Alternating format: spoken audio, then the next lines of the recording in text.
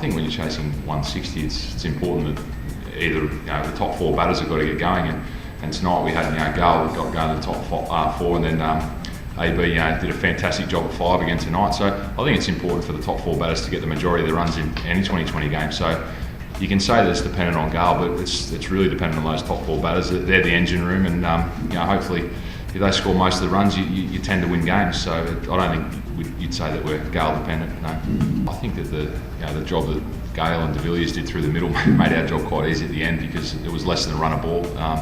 Had it been say 12, 14 and over, then you lose a couple of wickets, and it's probably Kings XI's game pretty much. So, but they did a fantastic job, built it from the start pretty much. We were in early trouble. Their partnership was unbelievable.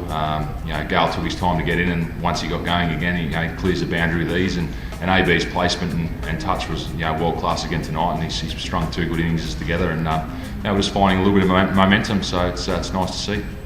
I think just trying to find the balance. I think early in the tournament it's difficult when a new squad assembles, and there's a few new players that come in, and you're always wrestling with what sort of balance you need to win games of cricket. And I think you're seeing with Rajasthan, they've got a fantastic balanced side, and they've pretty much got it right from the first game, and the balance looks good, and we're sort of still wrestling with our balance and who to play and when and where to play certain players. So I think it's important that you just you pick the players for the right conditions and hope that the balance works on that night. But 2020 is a fickle game, as we've seen. We lost that game to Chennai, and we would have been 2-1, 2 wins and 1 loss, and suddenly you won 1 win and 2 losses, and everyone's saying it's doom and gloom. But over a period of 16 games, I think once you find your balance and you get the things rolling along nicely.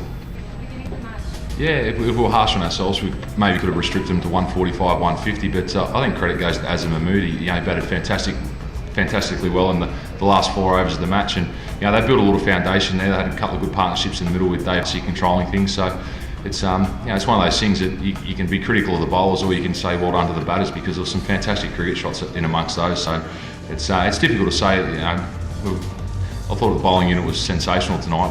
There's always going to be big overs in a cricket game, and unfortunately they were at the back end, but sometimes you see them in the first 6 overs. So I think in 2020 there's always going to be some damage. So just maintain it and minimise it, and hopefully you can get them to a target of 160. I think if we bowl most sides out or for 160 odd, then we'll win most games, I think.